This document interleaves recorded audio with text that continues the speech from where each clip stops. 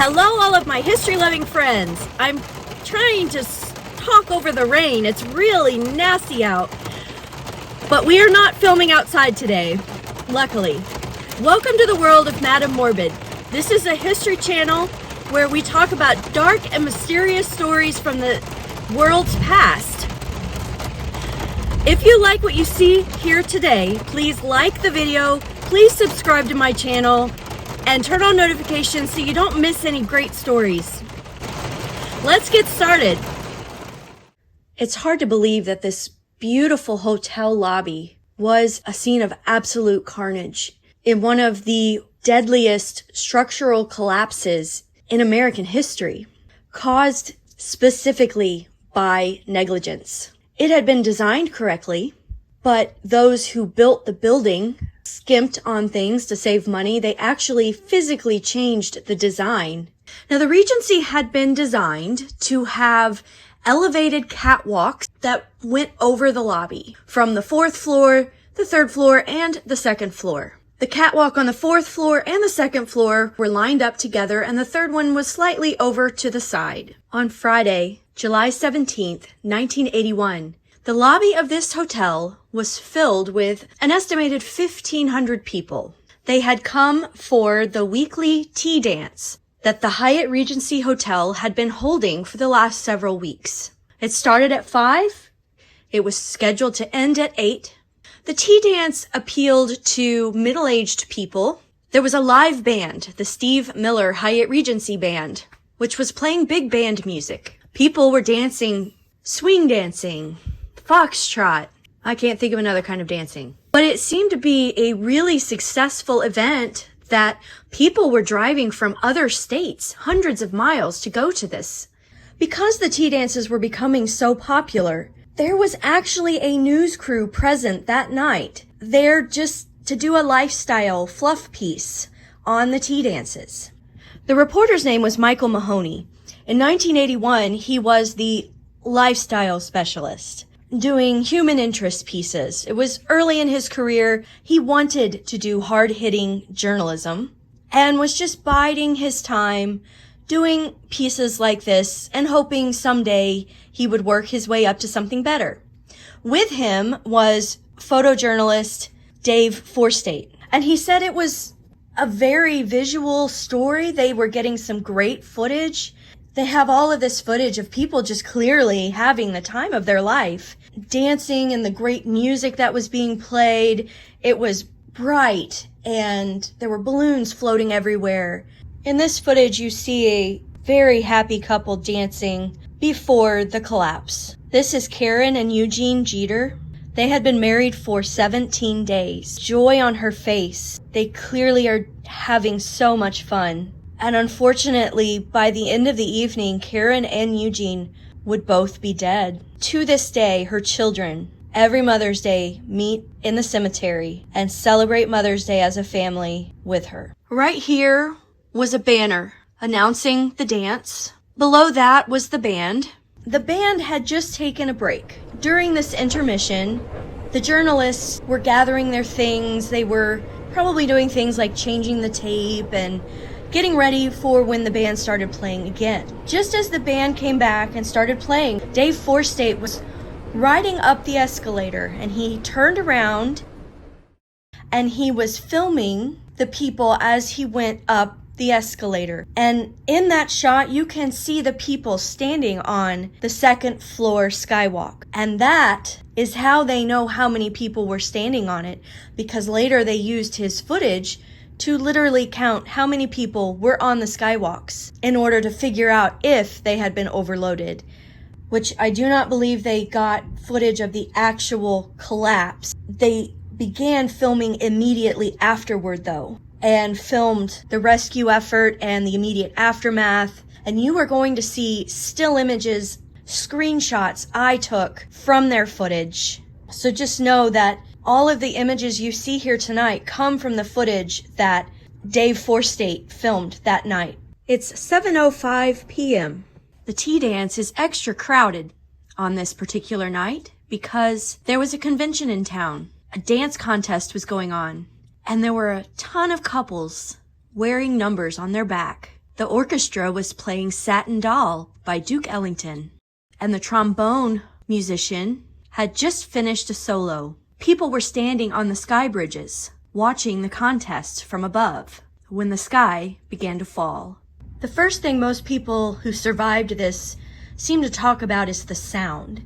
The sound is the first thing that drew their attention. Jan Gully was standing on it. She was 6 months pregnant. She was from Jacksonville, Florida. Her parents were there, and she was on the catwalk trying to find a better view of her family, some of whom were contestants. She heard a crunching noise, and then she said the catwalk fell a few inches. She described it like a, quote, slight lurch, like in an elevator. It was almost like slow motion. She was sitting down when it landed and just happened to be lucky enough to be in a pocket. Richard Coble played the trombone in the band. He had just played a solo on Satin Doll and was sitting down when another bandmate screamed. And he said everyone on the platform in the orchestra just started diving off. According to him, the lower catwalk split in the middle, and he described it falling as, quote, like a drawbridge in reverse.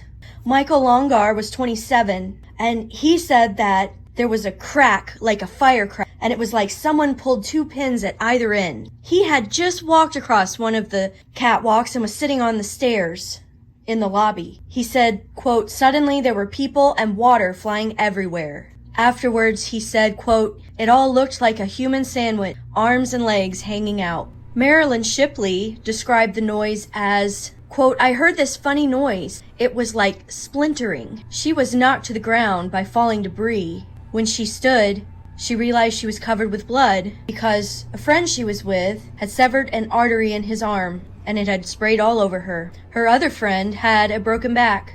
Marilyn said, quote, at least she's alive. Another friend of hers wasn't so lucky. I'm not sure where the bar was located, so if you know this, please put it in the comments. Evidently, it was really, really close to where the catwalks fell. One bartender, Alan Stepp, said it fell 4 or 5 feet behind him as he was mixing a drink. He said there was really no noise at all. For him, it was just a strange sound like a wind. Several people mention a wind that came with it falling. Betty Wise, who was from St. Joseph, Missouri, said it was just like a tornado hit us. She was knocked to the floor by the debris.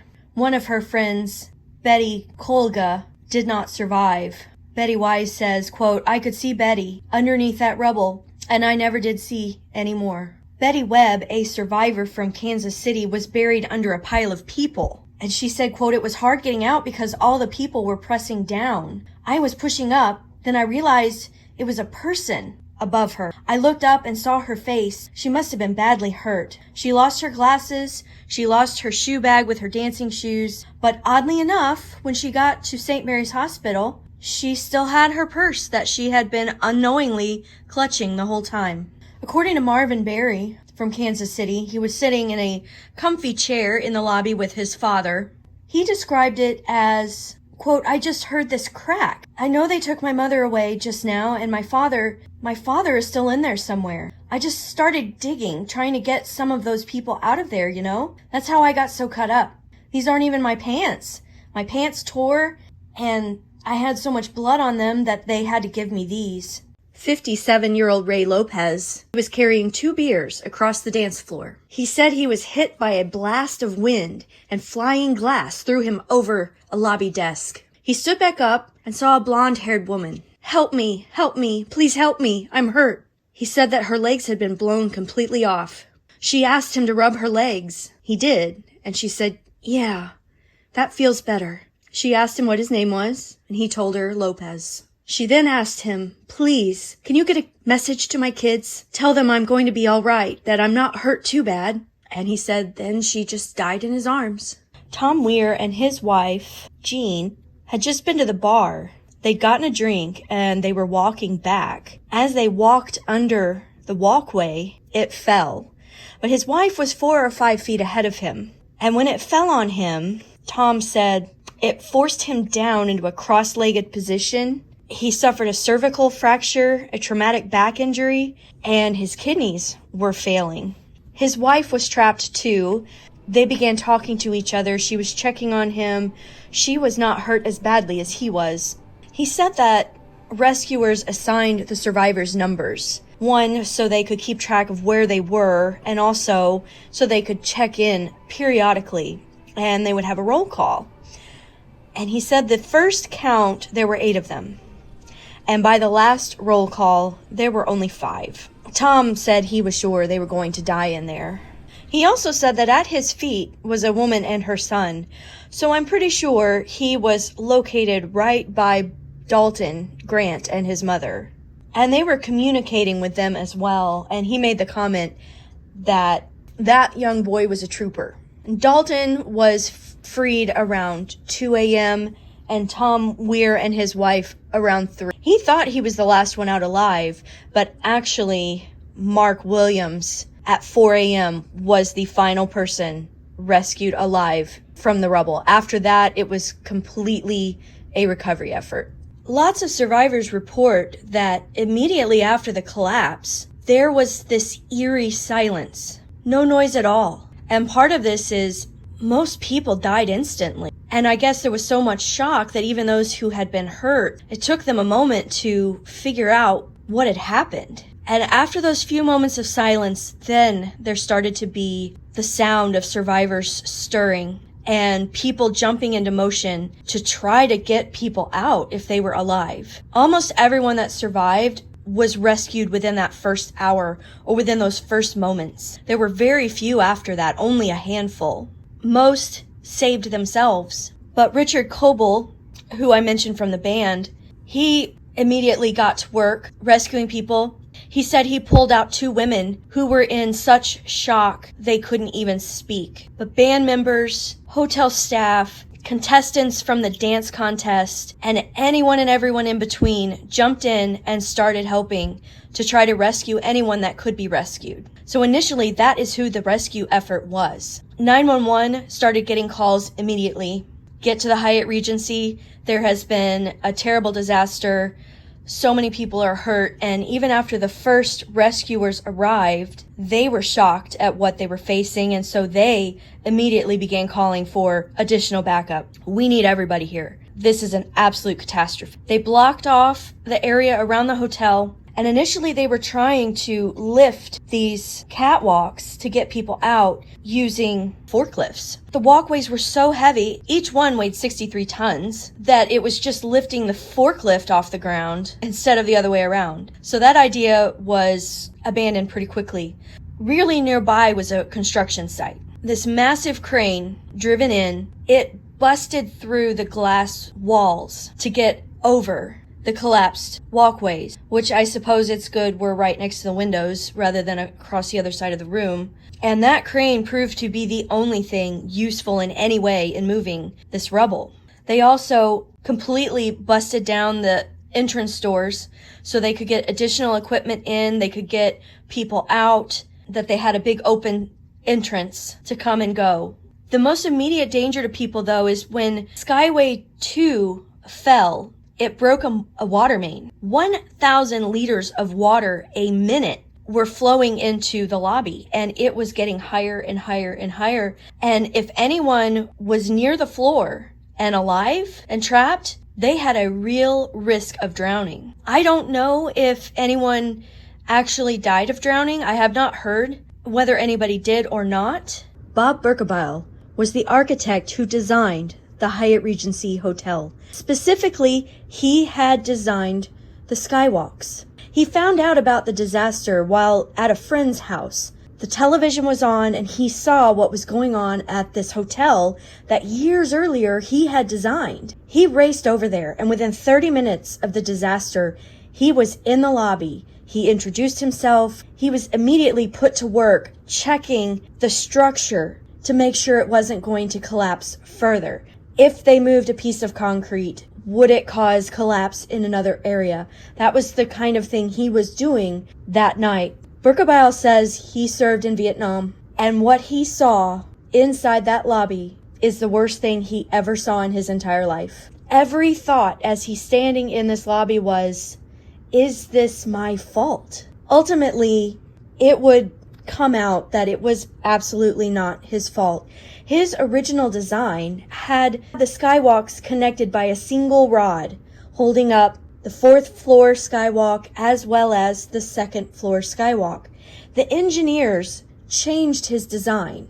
They decided it would be easier to put this together if we had 2 rods connecting. These rods were not lined up together. Not Birkebeil, but another engineer described in layman's terms why that didn't work. He described it like climbing a flagpole. Imagine you're climbing this flagpole with somebody else. And what if you all had your hands together and were helping each other hold your bodies up? Now imagine if you're climbing this same flagpole, still 2 of you, but instead of helping you hold up, the other person is hanging off your feet instead. So now you're holding your weight and their weight. The way the engineers had done it, it put 2 times the weight strain on the mechanism holding the bridges up. They weren't helping each other anymore. Instead, this tiny little welded bracket was holding the weight of both of these bridges. It was discovered that even without people on them, at some point, these sky bridges were going to fall just from their own weight alone. And the whole year before, while this hotel had been open, those brackets had slowly been deforming under their own weight. With these tea dances going on, and people who had been on these bridges throughout the past year, they had eroded and weakened enough that unfortunately what was going to happen no matter what happened on a night when 1,500 people were inside that lobby. The engineers responsible for this ended up losing their license to practice. Mr. Birkenball said it didn't bring any relief to find out that it wasn't his fault because it still happened and all of those people still died. In Springfield NewsLeader reporter Kathleen O'Dell was having dinner with her husband when she got a call letting her know about the disaster in Kansas City and asking her to travel there with a photographer to cover the story. Occasionally you will hear her voice from an interview I conducted with her on May 4th, 2022. When Bob and I jumped in his car and we went up there and we got to the area where the hotel is, and of course a huge crowd had gathered already, lots of emergency vehicles blocking the road so you couldn't drive your car. We had to park several blocks away and walk. Lots of reporters standing outside. The police kept us behind a barricade. Bob was taking great photographs of what he could. We were interviewing people who were standing on the sidewalk, many of whom had either gotten out and unscathed, or they knew people, family members, who they knew had been at the tea dances that night. And they were standing there not knowing if their loved one had survived. We volunteered at this little Red Cross station, and we took it seriously. I thought, well, I can do 2 things at one time. I can gather some information and also hand out donuts and coffee to the rescuers. We didn't interrupt anyone, but we found the rescue workers were kind of standing around, maybe taking a break from this grisly work that they had, and just said, hey, would you like something to drink? You want a snack? Are you okay? And, I had my notebook and my pen in my back pocket, and so as they would talk, I would just pull it out and I would take notes, and no one stopped us from taking notes. Visuals really stand out to me. When the catwalks collapsed, that triggered the sprinkler system to go off all over the place in the lobby. So the lobby was soon filled with maybe several inches of water all across the lobby. And, the rescue workers were wading through there in their rubber waders, as they were working. And I remember that the water was mixed with the blood of the people who were crushed under the catwalks.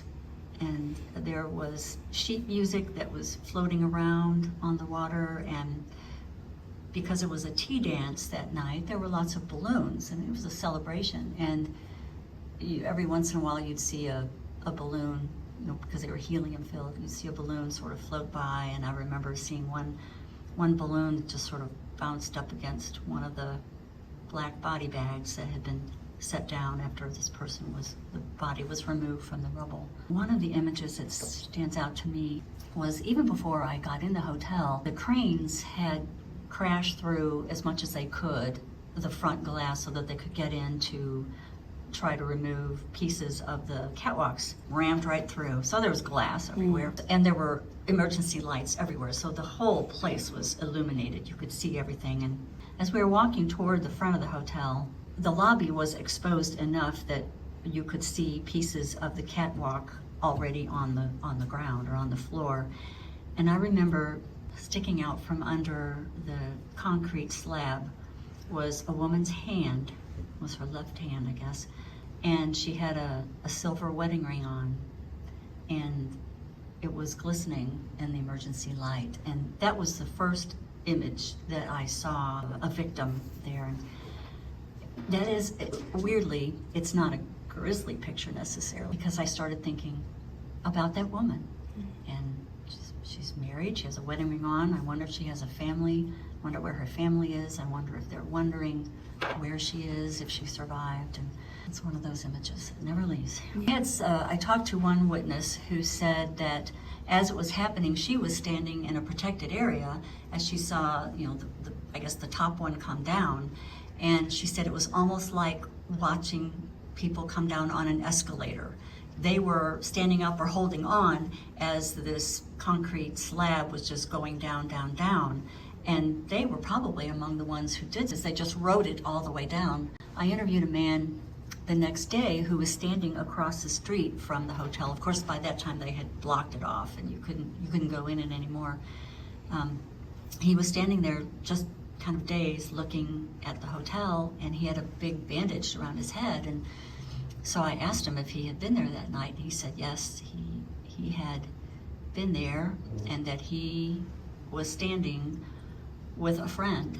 And when the catwalks collapsed, his friend was immediately crushed, and the concrete slab just grazed his head, just grazed him.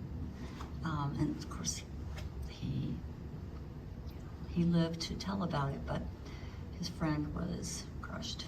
Was a middle-aged man, kind of a small man, had these bright blue eyes, and his face was kind of flushed, I remember.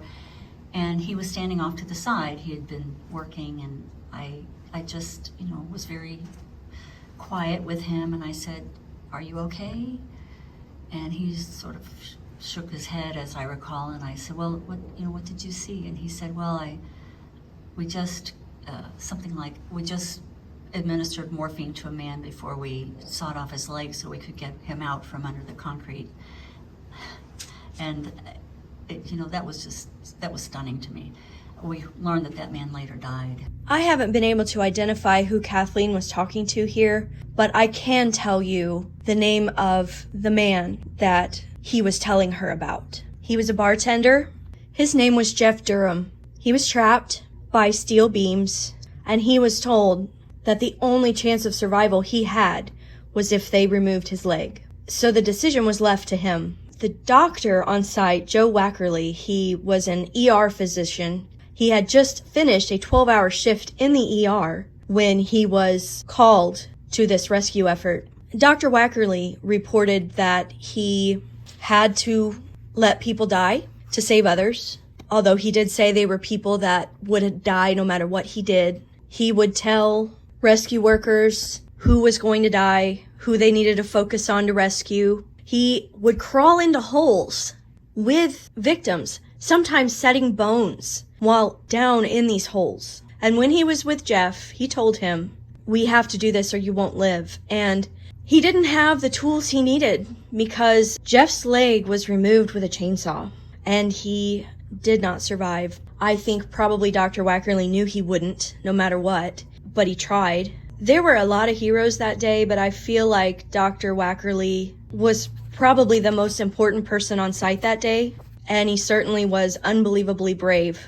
When we were still kept behind the barricade across the street, every once in a while you would hear this cheer come up from deep inside the hotel, up, which was kind of open air at that point because they'd broken through all the glass. And you would say, what happened? What happened? And somebody from back there would come and say, oh, they found a live one. And I remember one of the cheers, it was a huge, happy cheer, and it filtered through the crowd that a little child had sort of tumbled out from under the debris. Just some little, like a 3 or 4 year old. They had just been apparently protected under whatever, what else? Whatever. Some sort of pocket. Yeah, whatever fell. The rescue that she is referring to with the child, as you know, sometimes word of mouth stories can distort. And so that night, as word spread of this child being rescued, he went from 11 to much younger. But he was actually an 11-year-old boy. His name was Dalton Grant. He was there with his family. He played soccer, and they had just been to the bar to get a soda. And they were walking back when the collapse happened. He was somehow trapped in a pocket with his mother, but he was also surrounded by people who didn't make it. And he said he was aware of these bodies around him. He could feel a woman's wet hair. He could feel a man's ankle. And again, the pants were soaked, and he had no idea if he was feeling water or if it was blood, because he couldn't see. And he could touch his mother. He could hold his mother's hand, and they could talk to each other. Dalton said his cheek was on the floor, and the skywalk had stopped within inches of the other side of his face. He was face down, his pelvis was broken, and his knees were next to his head, sort of like a frog kind of position. And he wasn't totally aware of where his mother was. She may have been slightly higher than him, he thought, but he was able to talk to her, and he was able to hold her hand. He asked his mother, "Mom, are we gonna die?" And she replied to him, "Son, I don't know, but if we do, we'll go to a better place than this." Firefighters had located Dalton and his mom and were talking to him. They were trying to keep him calm. They were explaining to him what they were going to do, what they were working on. His mom and the firefighters were working to keep him calm and to keep him from being too afraid. Around 2 a.m., they began jackhammering above his head, and Dalton said he was terrified that jackhammer would come through and get him by accident. But they were able to make a hole so that they could see him, they could see his mom. He said Dr. Joe came and started talking to him. Once they were able to see them, they could tell that he and his mom were both in the fetal position, and they were facing one another. And Dalton said it was kind of funny that Dr. Joe introduced himself, and for some reason that struck him as funny. He made the comment, he introduced himself because he's a gentleman like that.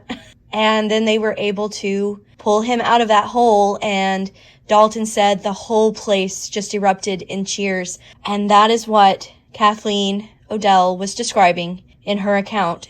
Mark Williams was buried about as deep as you could be.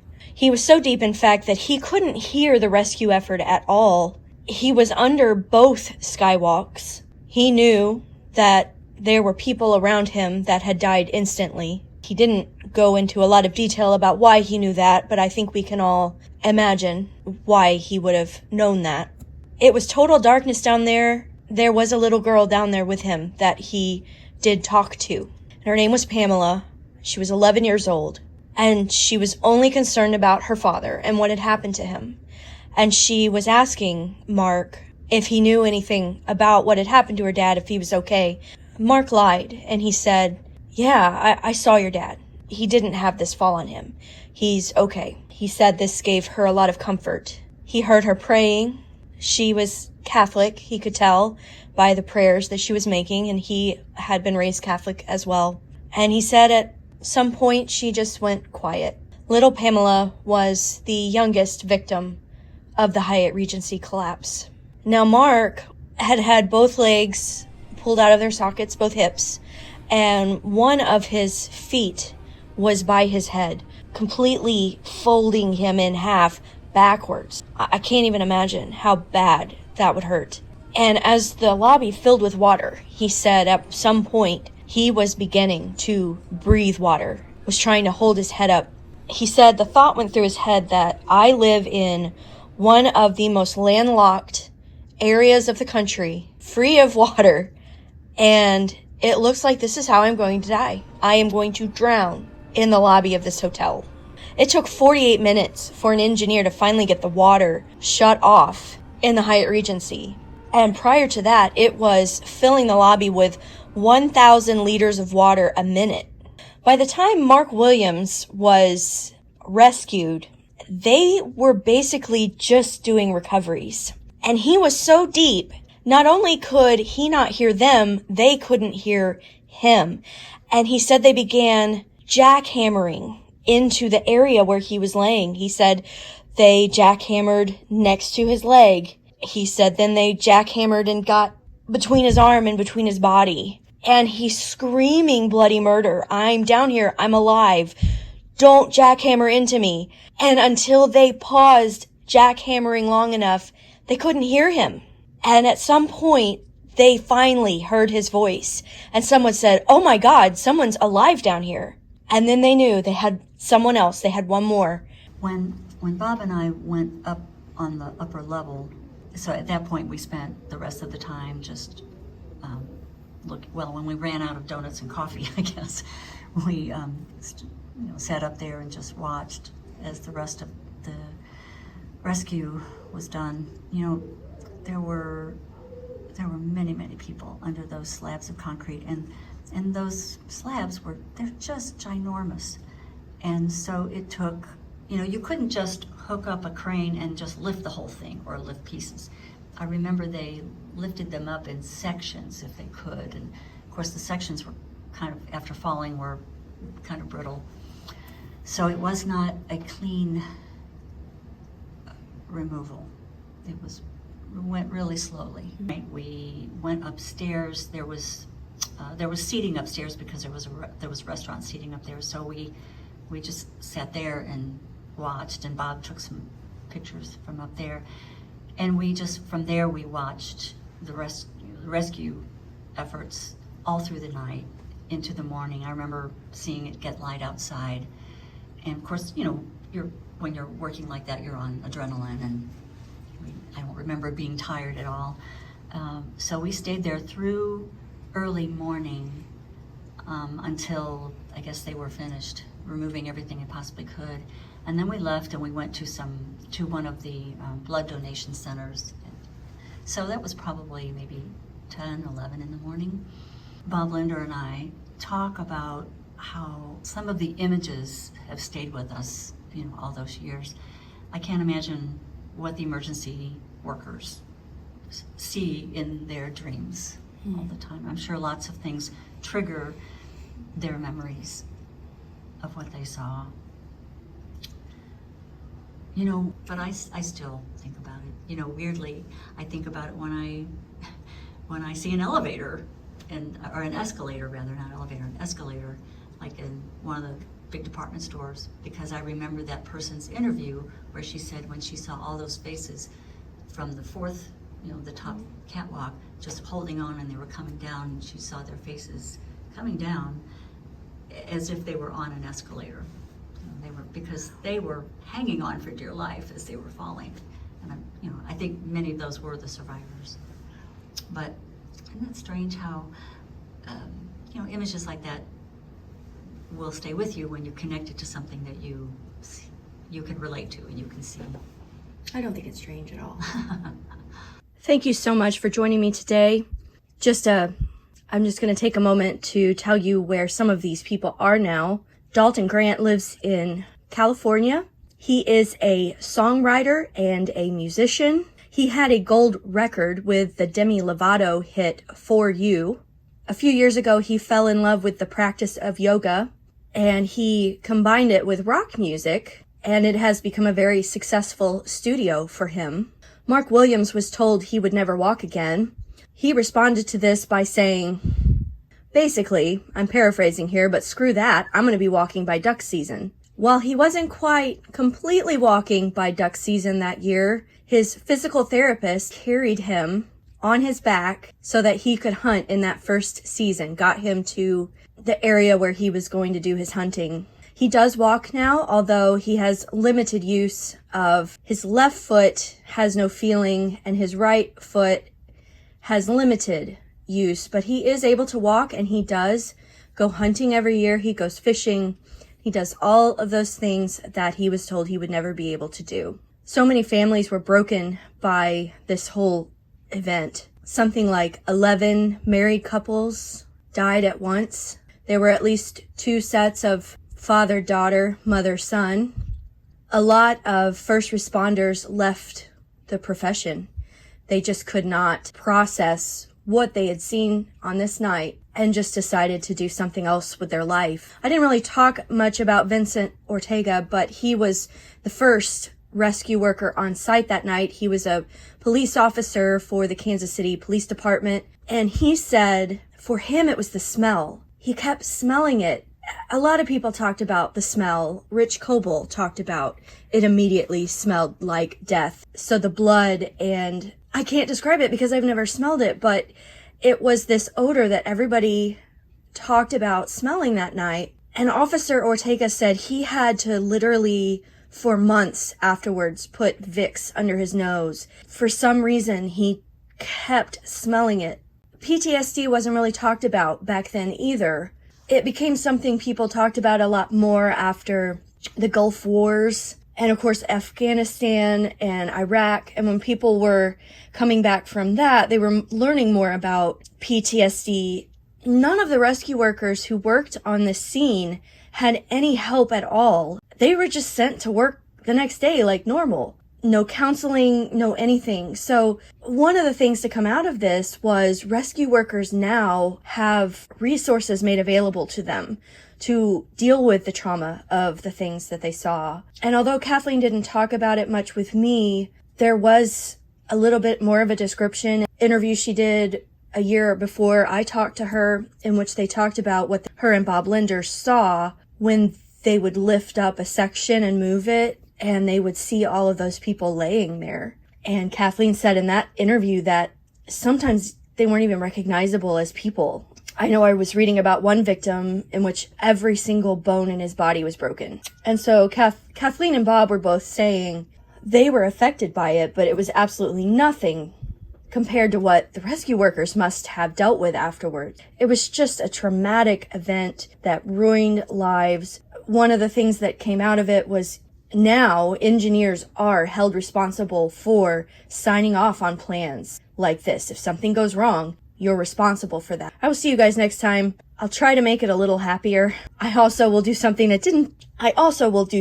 topic that won't take so long. This was a real big project, and I hope the results are worth it.